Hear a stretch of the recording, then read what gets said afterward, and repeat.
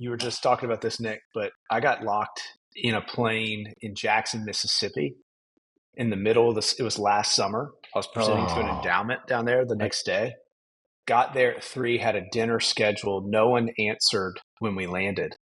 It was 106 degrees outside, so they oh obviously my don't have air God. conditioning. You're locked. So we sat for an hour, and it became a health emergency. People were throwing up. It was because it was so No. hot. Like the lady brought all the water, the flight attendant. Everybody drank the water. Then she was bringing out all the ice, and people were just literally. I was just covering myself with ice just to cool off. And then the pilot said, "We're going to do a crash landing." I guess they have to call. They have to call it in order to do the emergency opening of the door, and then I guess the slide or whatever.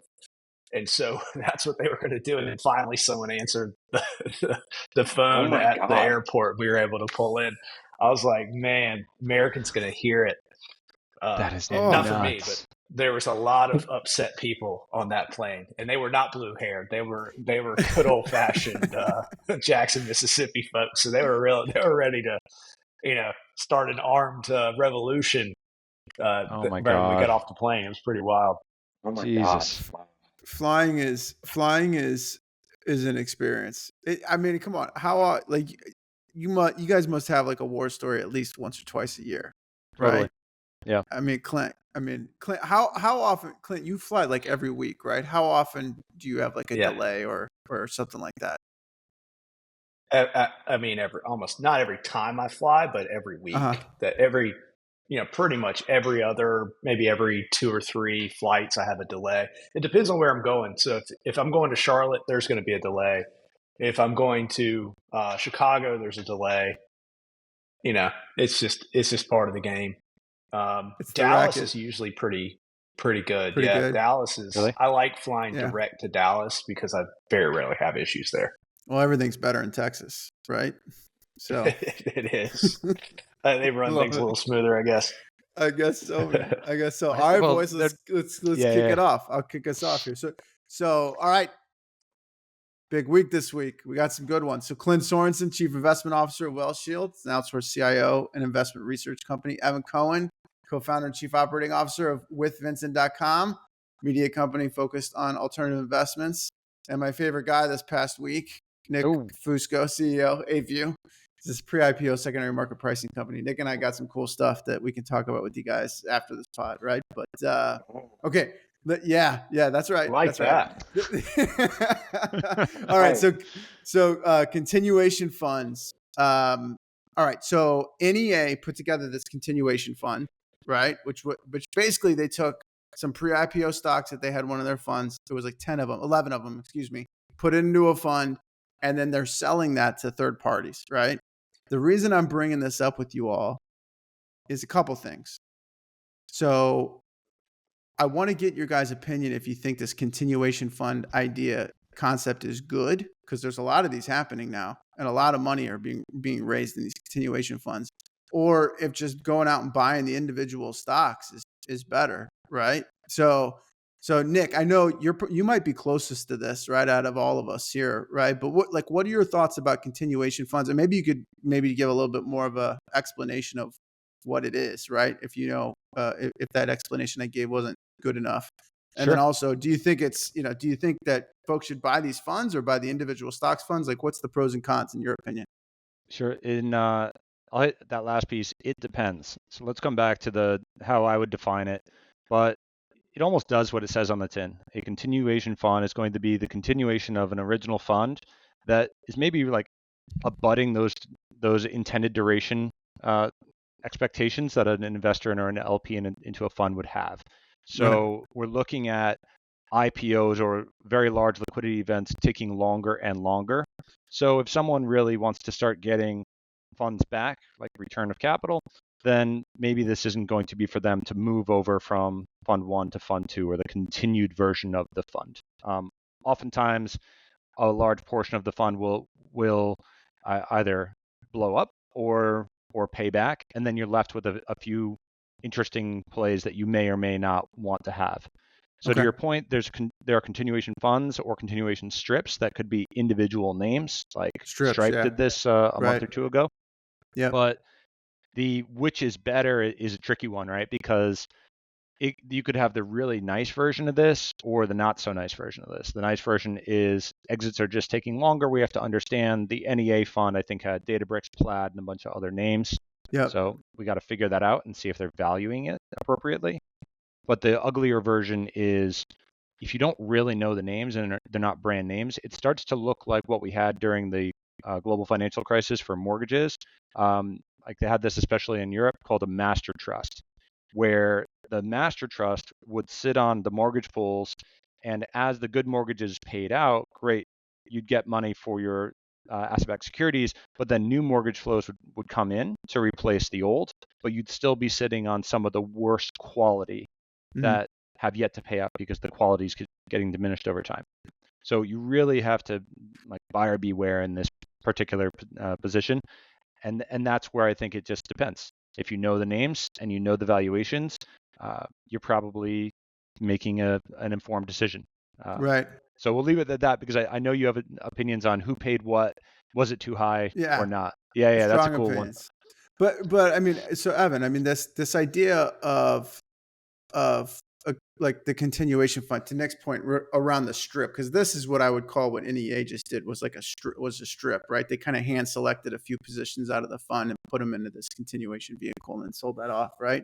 But I mean that concept of like putting some good with some bad. I mean, if you're NEA, this is great. You can I don't want to call these companies bad. That's not nice, right? But like, you know, maybe there's some like less desirable or less attractive positions relative to the Databricks and Plaid, which seem to be kind of the crown jewel. So, you know, are these investors basically saying, hey, I want to get exposure to Databricks and Plaid, so I got to take exposure to these other names too? Is that the logic, or what are your thoughts? That's sort of what it seems like. It seems like it's trying to package some of their winners with maybe some of their not so hot names, and knowing that they can use the big names on the sheet to sort of attract capital, and potentially, you know, investors have more exposure to those big names, and as you just said, are willing to take some of the small names in exchange for them. It feels very antithetical, though, to the original concept of the continuation fund, which was really, from my understanding, it was a vehicle early stage venture funds used to double down on the winners of their portfolios. Right, Because, you know, right. You have a fund that, you know, does seed and Series A and makes 30 bets. Maybe 5 or 6 of those go on to become growth stage companies, and the continuation fund is supposed to allow the fund to exercise its pro rata, so it can continue to hold its ownership stakes that it, you know, on the bets that it made early on. What I don't really, I mean, this doesn't seem like that, even though they're maybe using the name continuation fund, because at the end of the day, it doesn't seem like the LPs are the ones that originally invested in they are using some of their programs in the continuation fund to hold the positions from earlier investments. To your point, and what I imagine you're going to discuss in a second, is that it seems like the valuations of those holdings are not necessarily potentially accurate from what we're seeing in the secondary. I think there's a lot of conflict of interest here, from what I understand, especially if you're an LP in the original fund and they're forcing you to move over to this new fund. I don't really love the idea of like funds moving investors and their holdings into new vehicles, with new fees and new rights and terms. So that seems a little bit sketchy to me.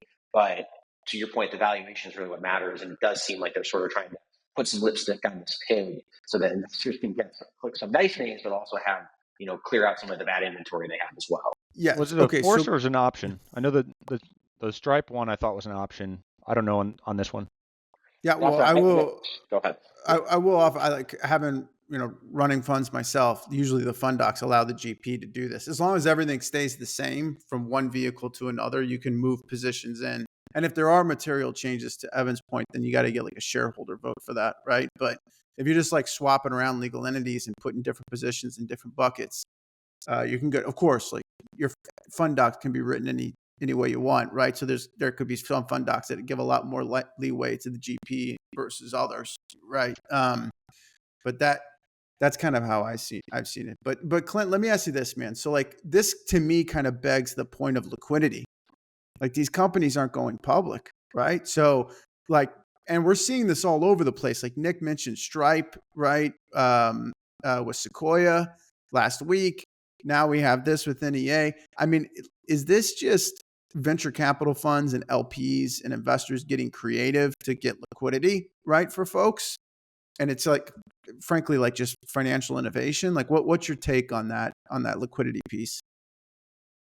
I mean, that's what I think it is, right? I mean, that's the most likely scenario. At the end of the day, there's really two scenarios that unfold here in this type of structure. Number one, it's an extend and pretend process, in my opinion, where you either don't want to write things down or, you need to provide liquidity because people need an exit. Exits are taking longer. They're delaying, to everyone's point. So yeah, this seems like a pure path to liquidity. I don't know about how pure it is, but a path for the managers to get liquidity, to deal with slow exits, and to potentially kick the can down the road from a valuation perspective, in terms of how they mark their books. I think those are all pieces here. And look, we know from an IPO market, it hasn't been robust enough. So the options are still slim out there. And I think they will be until you have easier, more accommodative policy conditions. And Right. so that's just the nature of the world we're in, right? You have in real estate, private real estate, you have survive till 25 as Right. as kind of the thought process The there. motto. Yeah. Right. And I think that's the motto you might have in a lot of venture as well, especially late stage. So Yeah. that's what I kind of see. I see the same thing you guys see there. All right, so this is, you guys all alluded to this, right? Because I think I shot some notes around today, but like to me, this screams of the need of more fiduciaries in the pre-IPO stock space, right? Because I think that these investors overpaid for these portfolios. So they did note, and these are all in the articles, that they paid $46 billion for Databricks and $8 billion for Plaid, and that Plaid and Databricks was 38% of the fund, and Plaid was 10% of the fund. So that's like basically half of the fund, Yeah. right? The other half was this other stuff that was like less desirable, I think, as we discussed. Go ahead, Clint. You want to say something, man? No, I'll say that was the concentration stuck out to me, and also 19% discount to internal. That Right. That seems like, hey, we've got we're doing something right, but also it's a potential red flag to me. Yeah, well, I mean, not only that, Clint, but those numbers are higher than what the current valuations I have for Databricks and Plaid. So I have Databricks at 44 Exactly. and Plaid at 4.8. So like NEA already had them 19% higher, and I had them lower than what they sold them for, right? So to me, you wonder, like Goldman was the lead on this. So Goldman Sachs Asset Management was the one that led and bought here. Those are like, Goldman's obviously very smart people. I wouldn't have thought that they'd overpay so much like this. My initial thought was, well, maybe they want to have direct to the cap table, but they're not direct to cap table. They're in this NEA continuation fund, right? So like it kind of begs the question of like what I don't really understand. I can't figure out why they would do this. Well, Goldman Sachs.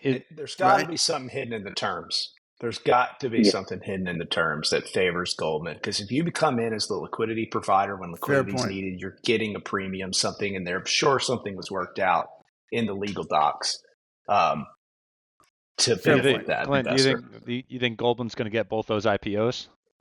That's going to position them a little bit better. That sort of idea. But the company doesn't get any money, Nick. I mean, maybe you're on the right track, right? There's got to be, you guys, to your point, there's some additional benefit somewhere, right? It just feels like there's a either A, Goldman Sachs is at the end of the day. Yeah. There's okay. So if you're an investor in the original fund that holds, Databricks, that holds some of these big names, and all of a sudden your investment manager is selling at a discount to their own mark-to-market, why would they agree to that? And what is the benefit to them unless they really need liquidity? It doesn't make a lot of sense. So I think it's that. So let's say you don't need any liquidity.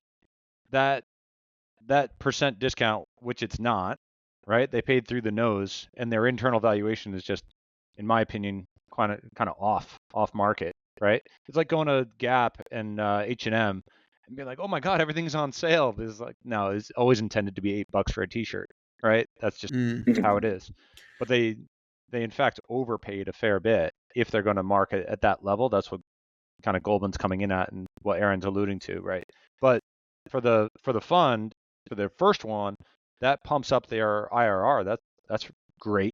And maybe if you're an investor that just says, okay, I'm cool with the duration, like the extension riskier, just pop me in. It shouldn't affect that LP. Yeah. So As it's long as kind there's of no fees, right? so they Because want to call after it. 10 years. Yeah, but I I mean, mean, if it's going to be maintaining course, this sounds like a victimless crime. I don't want to use the word crime; it's the wrong word. So just like back that out. But as an LP, I'm not going to get pissed off for them being creative and then helping out my neighbor who Evan. also was, and he got some liquidity or something, right? So Yeah, Evan, let me Nick, ask you this. Let me ask you this, man. What would you feel differently about this if NEA didn't put the positions into a continuation fund? They just sold them out of the regular fund at the best price they could get them at, and then return the capital to investors that way. that seems like the most reasonable stake, especially if they're pulling their carried interest out. Do you feel? But okay, I see what you're saying. So you're saying it's Because perhaps like a fee related thing.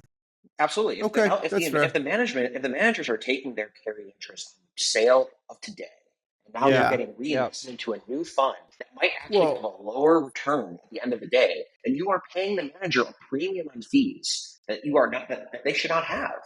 yeah, well, they Unless could there's a have taken water. their carry. They could have taken the carry before they popped it into the continuation fund. That could have Well, happened too. I but mean, this is to Clint's point. This is where we don't know the terms, right? So right. maybe yeah, the terms are, attractive to both the LPs, right, and the there new must be. folks coming in. There's going to be some details in there that have to incentivize investors to roll over that vehicle and Yeah. heed the risk. I imagine that there has to be at least no management fees for them because Right. you're in a 10-year fund, you paid 2% a year. So you've already paid 20% management fees. You can't have Right. a drag for 10 years. It's going to drag. Not to Yeah. Well, mention, they first, probably have a waterfall or high water on the. so this is where I would say, like, I think Goldman Sachs should license data from AFU so that this never happens to them again. There's the plug. There's me being the favorite Is today. that clear enough? I don't know. So that's one, and then two, like, this is where I wish there were more fiduciaries, because I think, like, look, I think all of the people participating in this could have hired an investment advisor to say, hey, give me an advice on whether these are good valuations or not. Like, what's your opinion, right? I know there's brokers in the mix here, and the brokers can give but that's not the same, I think, as an investment advisor, or hire a sub advisor to run a separate account, or an advisor to run a separate account, and go out and buy these individual positions. I don't understand why you take some of this other stuff unless you really want it, right? Because I mean, I could go out, like, there's so much data bricks out in the market right now. You could gobble that up. Same for Plaid, right? So if those are the two positions you really wanted, you could get those, no problem. And then for the other half of the portfolio that you're buying all this other, if you didn't want that, you didn't need it. You didn't have to spend money on it, right? So the question I have for both you and Clint, since you guys do advise clients in this, is do you see any real financial benefit to having a blended portfolio of these names, or versus stock? Because to Good, me, Clint. a portfolio makes a lot of sense in public markets where you can rebalance, but does it make sense in this vintage, in this structure? Yeah, Clint, go ahead. What do you think? Yeah, I mean, I always think it makes sense, right? I mean, to position size properly, spread your bets, right? I'm always going to default to that. And so buying a basket to me makes a lot more sense than just picking one name. Now, not to say that we don't do that, right? We do single name, SPVs all the time, and Aaron's helped our advisors and their clients do that. But I think for most investors that are getting into this space, to build a portfolio and have a basket that's vintage based and do that in a regular interval, so set aside capital that you're going to allocate to the space over a long period of time, and then to do these baskets makes a lot of sense from a diversification, because as much as we'd like to think we can predict which companies are going to be the winners, you never know. At the end of the day, catalysts emerge on both sides, and I think I hate to say diversification here because I don't think it's called diversification, but position sizing is a key piece of Right. risk management, and I think that it's an often overlooked piece of risk management. And I would rather position into a bunch of names, even if they're all in venture or late stage venture, than to do it in a single name. But that's me. So the only thing I'd agree with everything you said, and I'm sure Clint, you'd agree with this. It's just, if you're going to buy, I like the idea of diversify. Just what's the investment strategy, right? So, like, If it's a passive investment strategy, all good. Or if it's an active strategy, you could look at the manager's performance over time and then say, hey, I think these folks will do a nice job, right? This I think is maybe what you're driving towards, Evan. It's like, you're getting a bunch of stuff, and unless you really feel strongly about these other names, these other 9 names that are in this portfolio, and you think they're good, the investment prospect is good for that. I just would think if you were going to take a blank sheet of paper and say, I want to buy 11 pre-IPO stocks, I'm not sure that some of these 9 would be the ones that you would buy. You know what I'm saying? I think there would probably be some other names that you'd want to get exposure to if you're going to, allocate to the space. But that's me. That's one person's opinion, but that's what, to your point, if I was advising people, I wouldn't be advising them to buy these 11 names. I'd have a different set of 11 names I'd be advising them to get exposure to. So, does the fund have a theme? No, that's what I'm saying. I just think they took stuff and they names. put it in. It's like a mortgage-backed security. It's like a mortgage-backed security. Like to Nick's point, they got some good stuff, Databricks and Plaid, and we'll put some other stuff in there. And then, the whole thing's great, I guess, right? And then we'll sell that to people. Yeah. Unless you watch Big Short and you do the Jenga deal. Yeah. I mean, well, look, maybe when there wasn't such a liquid secondary market, this is how you had to do it. Okay. But I don't think in 2024, it's not like this anymore, in my opinion. So, okay, real quick on xAI. So Elon Musk is out there tweeting or posting on X. You post on X now. Posting on X that he wants to have Tesla invest $5 billion into xAI. So whether that's good or bad, whatever. I'm more interested in the total amount of capital he's raising, right? Because he just raised $6 billion like a couple months ago. Now it sounds like they need more. They're coming back for another 5. So that's 11. 5 billion. And he didn't say, let's raise money. He gave a number, right? So it sounds like they need some capital. So 11 billion. So I went back and looked at, so OpenAI did 2 billion in 4 years. And then Microsoft came in with 10 billion. Anthropic did 10 billion in 2.5 years, and then 15 billion in 3.5 years. So that last year they raised another 5 billion. And then Cohere did $1 billion in 4 years. So and they still haven't raised money. So I don't know what's going on with those guys. But what I can gather from this is that the big unlock was that you needed like a lot of compute and a lot of data. And then all of a sudden the model started to work. And I think that's where OpenAI did the 10 billion, and Anthropic kind of spun out of there. So they did money right away. Now it looks like Musk is kind of doing the same thing. So that being said, I anticipate, what do you guys think? Like, there's probably going to be another big valuation pop for xAI, right? I mean, they're at 24 billion post money now. If they do another 5, I don't think they're going to do another 5 at 24, right? It would probably go up from there, right? I mean, what do you think, Nick? Do you think it would be higher valuation that they would raise at, or still be at this 5 or at the 24, excuse me? I think we want to look at all the other names that you just mentioned as well, right? Because you're starting to get some, at least what I'm taking as negative news out of OpenAI, in and around the cost, which I think we all flagged like 6 months ago, just saying like, how much could this possibly cost? Yeah. And how quickly everyone's raising.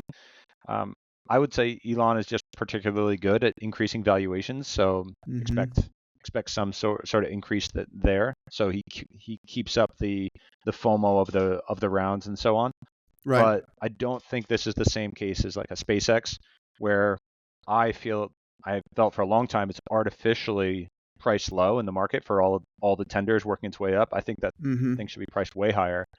I wouldn't say the same here. I don't have as much confidence in it for a long term until someone really, really cracks this. But makes it pop, yeah. Yeah, and I do think cost of compute is outrageous here, and when you don't go full bore for it, it starts to reflect in the quality of the results. Yeah. Which, I mean, I've seen ebbs and flows of quality of OpenAI results for what we do. So right. Yeah. So I'm less bullish on the stock, but bullish on the fact of his ability to raise the valuation. Right. I mean, Clint, these guys have yet to generate revenue, although Musk did allude earlier that xAI was helping Tesla train their full self-driving. So maybe there's some revenue getting paid for that, right? But I mean, the play is to offer these AI solutions to businesses, right? Which we'll talk about with Klarna here in a second. But like, what do you think about this? I mean, to Nick's point, we're like in the game already. The game started.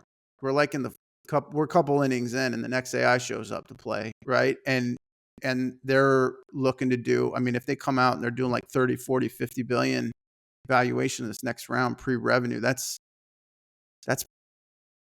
interesting Bold. investment case, right? I mean, what do you think? I mean, these are all kind of just, at the end of the day, it's just a formula in terms of the fact that they have to raise a tremendous amount of money. This is extremely capital intensive from a, not human capital, from a money perspective. And Right. look, he's the best capital raiser in the world. And at the end of the day, or historically, I mean, I don't know of a better one. So at the end of the day, him raising this capital, I think he understands it's a race. The compute, the energy cost, everything is extremely high, and I don't think it's getting cheaper fast enough. And so ultimately, it's going to be a race, and he understands the importance of the data set. So the Tesla thing makes a lot of sense, because think about how much is being gathered every day by that company.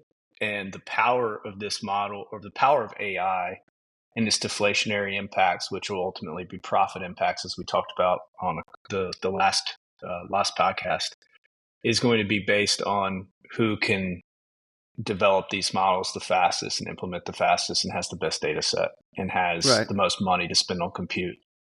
And eventually it's going to be an energy play. And I think he's got an advantage. This is my favorite AI company currently because of the reasons I'm mentioning, right? If you think about it, the ability to kind of, I'm not going to say manipulate, but it is manipulation. Manipulate the valuation strategically. He's, as to Nick's earlier point, he's done that on the flip side with SpaceX and done a masterful job at navigating it. So his ability to kind of set the stage there, set milestones, and his rich data set and his ability to raise capital, pay for compute. And then you got the power angle and his ability to make a big difference there when you start to think about what he can do from a battery power perspective.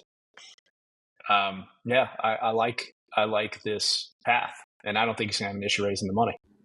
Interesting. Okay, so Evan, like there is a handful of platforms. Like I'm a big believer in these like platforms, right? xAI, Anthropic, OpenAI are probably, and then you're probably like a Google and maybe an Amazon and a Microsoft, in that mix there. But I mean, do you think that these guys can catch up? I mean, Musk can deliver. I mean, we've seen him do that across multiple different, frames. But do you think business owners would say like, hey, I'll take a stab at using xAI? Or is it going to be like kind of, we have to wait and see what the product set looks like before? I think we definitely have to wait and see what the set will look like. I want to be clear, Tesla has a lot of opportunities to integrate AI with full self-driving. It's not LLM. It's a totally different type of technology. I mean, obviously SpaceX can also use AI, but it may not be LLM-driven generative AI. So I do believe, to what Clint said, there's a massive opportunity for synergies between what Elon's other companies are trying to accomplish and integrating AI. Having all of it in one ecosystem is certainly advantageous for the companies. Do I think that Grok or xAI is going to be a ChatGPT competitor? That's a much more challenging outline for me to get comfortable with, because I feel like it's just not their MO. Like they're a consumer, they're having customers, consumers use the product. See a lot of B2B integration there. So it's an uphill battle for them versus using the integrated approach. So I think if you're betting on the AI, generative AI, but seeing AI, it's a really interesting play. It's just it's almost like a time versus generative AI. So I think that's very interesting. Yeah, the reason I like xAI, I truly believe that to Clint's point around the data, I think this like real time data that they get out of X is going to be a major differentiator, and also the fact that they're running their models, that they're not like kind of putting the thumb on the scale one way or the other. It's just like we're just trying to seek the truth, and I'm not talking about that from a social perspective, but I can see like hedge funds, other industry, kind of financial service industry players, or other people that need like real-time access to data with no like filter on it, right? Just I need the truth like now in 5 seconds on what just happened. Right? Yeah, I need to do that a million times over. With the assassination attempt, right? I think I happened to be on X saw it, and I was like, oh my God. And then I go to Wall Street Journal, I go to New York Times, CNN, whatever it is. I'm like, nothing. Yes. Did it happen? I'm like, Listen, man, did it happen? And even it took Biden, about 10, 15 minutes before we it's saw true. anything. It's Yeah. true. Even Biden's resignation happened on X first, right? And Yeah. then it got picked up like 10 or 15 minutes later. So if you're trading, if you got some kind of, I mean, naturally, like we're all financial services people, so my head immediately goes to financial services with like real time data. But like, so Evan, my hope is that that's kind of where they go with the product, right? That's like a clear differentiator. I think it's going to be really hard to get real time data for some of the other firms, right? And that will be something that like there will be specific industries that will be like, I have to use xAI because that's the only place I can really get the results that I want, right? Well, what about Meta? I feel like they're the elephant in the room. They're on a full tear right now in terms of Llama and the money that they're pouring into it, and the new model, which is like just a couple 100 billion inputs. Like Fair. I feel like Mark is going in the same direction, scorched earth. Like, hey, we're taking this whole market open source. They've got well more data than Twitter. I mean, I think they have 3 or 4 times as many users, daily active and monthly active users. So, I mean, I don't know if xAI can catch up to that as well. I think That's interesting. It's a good point. So that's a competitive market if you're going direct to consumer, and they're opening it up for free. And so at the end of the day, Elon is charging for AI services with whatever Twitter Blue X Premium. I mean, Mark is offering it for free to almost 2 billion people. So look, that's a pretty competitive market. Now, I want to just, beside the product opportunity, I'm a little concerned that Elon chose to, or is choosing to raise new funds for xAI right after closing an additional round. I wonder why Tesla wasn't able to just get into that round.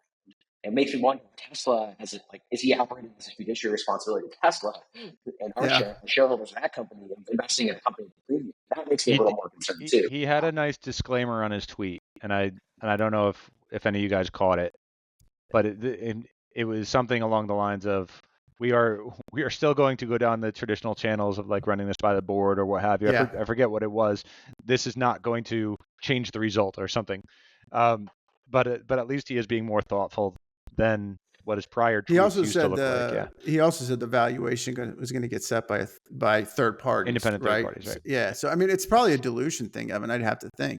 You know what I mean? So that would be better for existing shareholders coming in. Not as good, to your point, not great for Tesla if they come in at a higher valuation, but good for existing shareholders, which I think, to Nick's point that he alluded earlier, he's like or maybe Clint said that, he's just a magician at like managing that valuation, right? Higher. And here it is. Guys took a bet, invested $6 billion with them, and they're going to get an immediate write-up, like 12 months later or less. Yeah, no, absolutely. But this is the first time I'm hearing it's $1 billion. Fair. That's fair point. And so if they're using a third party that confirm it makes you feel, I didn't see that disclaimer. Yeah, it's the Elon Musk companies. Okay, so last topic, Klarna. There was a podcast that was out there, and I can't remember the fellow's name, so maybe I'll put it in the post that we send out when we post all this stuff. But he interviewed the Klarna CEO. So check this out, man. So Klarna is using AI like everywhere. Like the mandate is out. Everybody use AI for everything, right? And they are just like chipping away. I think this is a sign of things to come. This is why I wanted to bring it up with everybody, right? So they stopped hiring people in September of 2023, okay, at Klarna because of the AI efficiencies. They have natural attrition of 70 people per month. They're not hiring anybody else. So their headcount's gone from 4,500 to 3,700 from September. So that's like what, 10 months, right? 800 people. And they're going to keep going.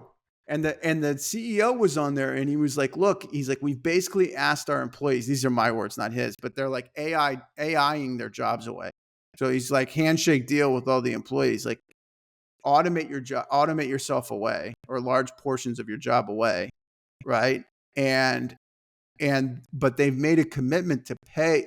This is interesting too. So I want to get your guys. They've made a commitment to pay, to the cost per employee will go up. So less employees, more compensation per employee. That's like super interesting to me. Right. And it's a good like human motivator to like stick around and automate your job away. Right. Because if you end up you'll make more money as you do that, right? And if it's in stock, you can make a lot more money because the company will perform better, right? So, like, first of all, maybe Clint, we can start with you, man. Like, do you think what's happening at Klarna and the kind of the efficiency gains relating to employees, the reduction of headcount, do you think that that's going to happen across other companies too? Yeah, I do. Like we said on the last call, I think AI is the most inflationary force that we've witnessed up to this point in our lifetime. And I think it's going to, and Andreessen just came out and said something similar. I saw a link to a video he had posted and said essentially everything goes to zero. I can go down that rabbit hole and get there pretty quick. And so, yeah, I think this is a microcosm of that eventual reality. I think it's extremely beneficial.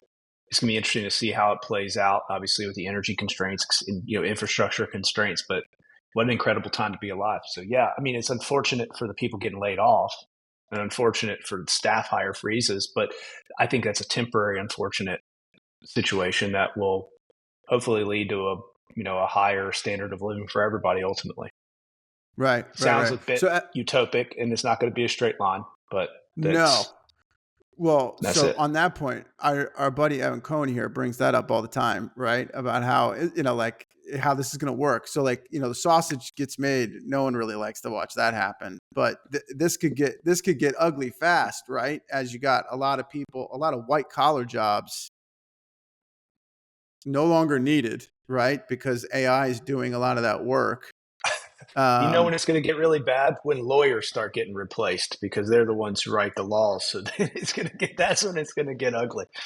It's going to get no offense to all my attorney friends. All my attorney friends out there, no offense, but that's probably billable hours. I mean, the reality, I mean, think about it. The billable hours are going to drop because I think clients would expect billable hours to drop. Like, why are you charging me the same amount of money? You got AI now. Like, you should be able to do this in half the time. So it's like people that charge an hourly rate, that's going to get tough to like justify that same cost that it's always been, right? When you got all these efficiencies built in. So, but the rates at law firms have gone up substantially in the last 5 years. I mean, right. Total, these are almost up 50% since 2000. Yeah, maybe they saw it coming. No, maybe they saw it coming. Like, we're getting less hours, but we still got to make as much money, so we're just going to charge the amount. Yeah. So Evan, what do you think of these guys? Like, do you think that companies will be? I mean, we talked about xAI and all these other AI this last kind of like little bit that we talked about. I mean, do you think they're going to start adopting this, or they'll see companies like Klarna with such huge gains, and then they'll say, "Man, we got to get going on this"? Like, how do you think the sausage is going to get made here with businesses? I think you're exactly right. I think Klarna is the playbook, and they're blazing the path. And as soon as other companies see the ability for this to be done with AI, automation, and less staff, and higher margin opportunity, they're going to go down as well. Companies are very rational. They have P&Ls.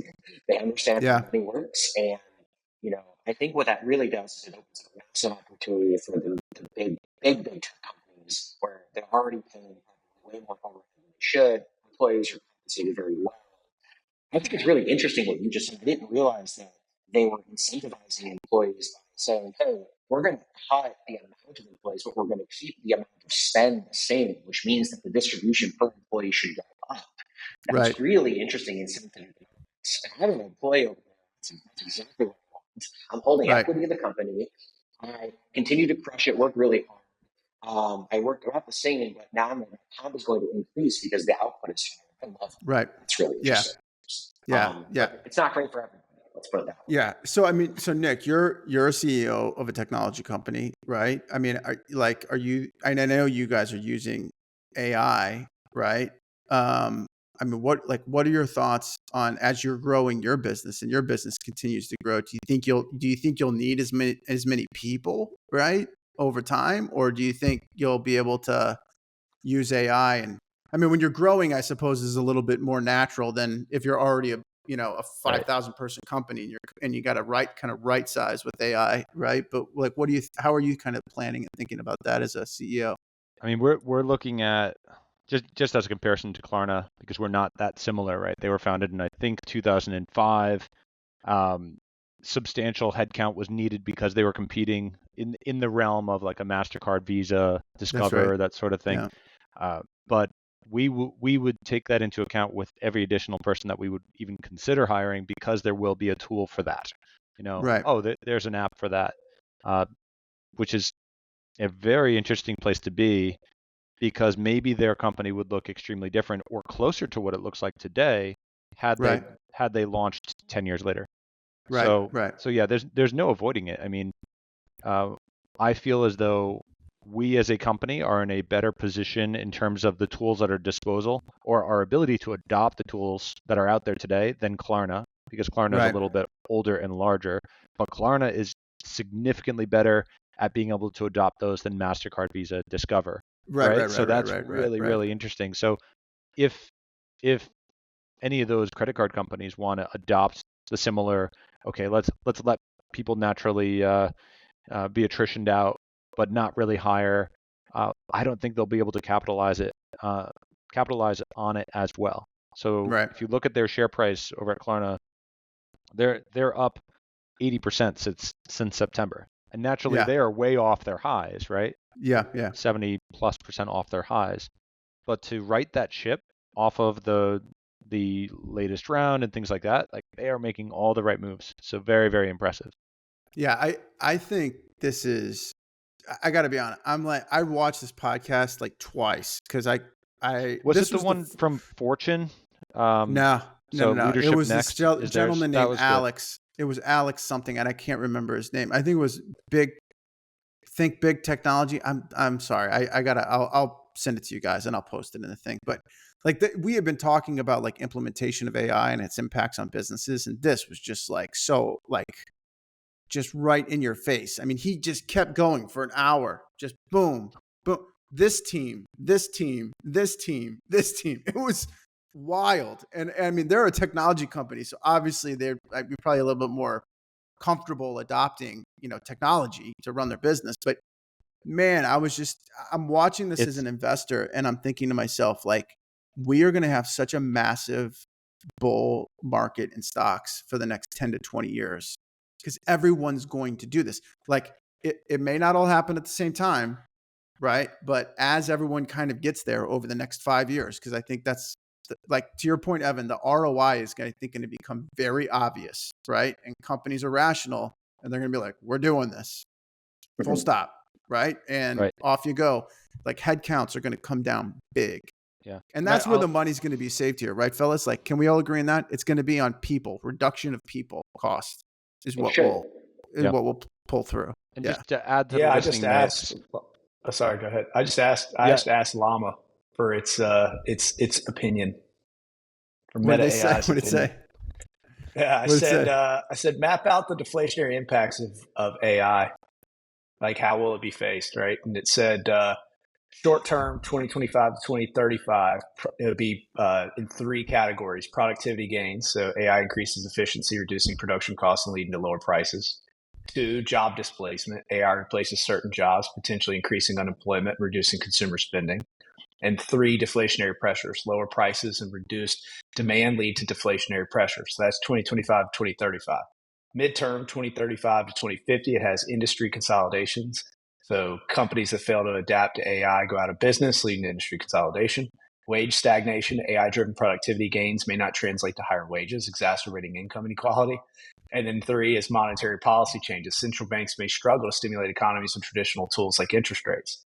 Yeah. Long-term, 2050 and above, you have new economic models. So emergence of new economic models, you have it, which they call such as post-scarcity economy, where technology provides for basic needs. Universal basic income, so widespread adoption of UBI to address income inequality and ensure basic needs are met. And then redefining work, shifting societal values, prioritizing leisure, creativity, and personal growth, which I know is something Evan's talked about quite a bit, over traditional employment. This is all. That's all a real fancy way of saying people will not have jobs. Like, let's just be honest. Exactly. That's a very articulate way of saying people are going to get replaced by AI and not have anything to do anymore. And then, you know what I mean? But if we can navigate this as an economy, like this is where the bull market's going to be nuts, right? Because there's going to be so much free cash flow coming out, right? Well, as Nick says, right, it's long duration.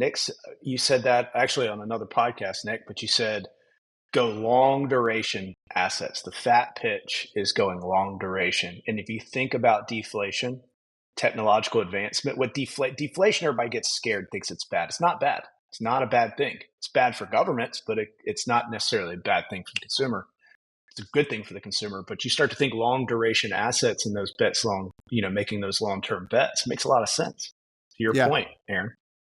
Yeah. You just gotta, I think like people with young kids got to think about positioning their children for like a post AI economy.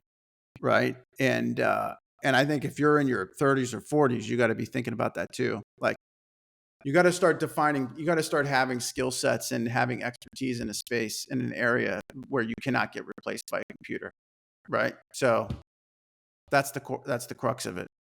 So, when does that, I guess like that's what is the skill set? Tennis. You got to get them real good at sports. Right? Drinking at the pub. I watch a robot play tennis. Like Djokovic is close enough. Like I don't need that. I exactly. still think it's more human. It's human interaction stuff. Like whether you like it or not. Yeah, like one AI won't sell something to another AI. Still, a lot of decisions are still made on a human element. Whether you like the person or don't like the person, do you trust them or not trust them? So I don't know if that's going to go away in the near term. But does empathy does EQ Evan, and empathy get a premium? You got it. But Evan, I think you're right, man. I think it's ROI. I think this stuff happens fast. When their ROI becomes clear, right?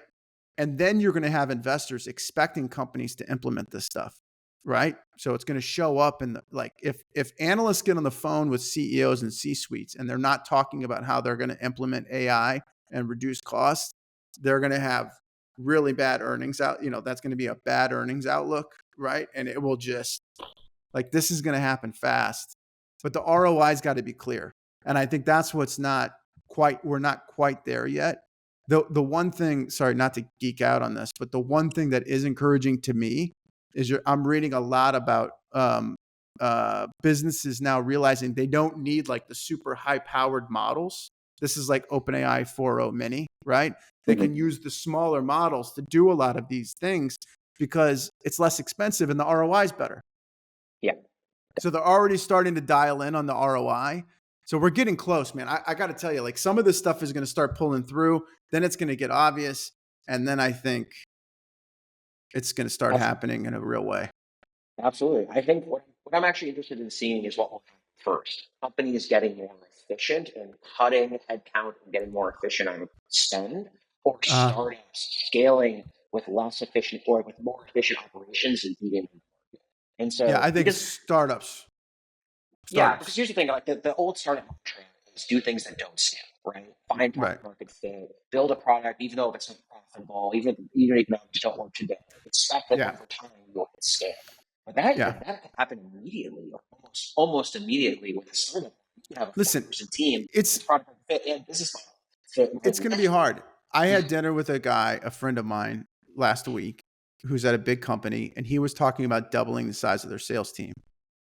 And I said, you shouldn't do that. You should use AI. And he was like, what do you mean?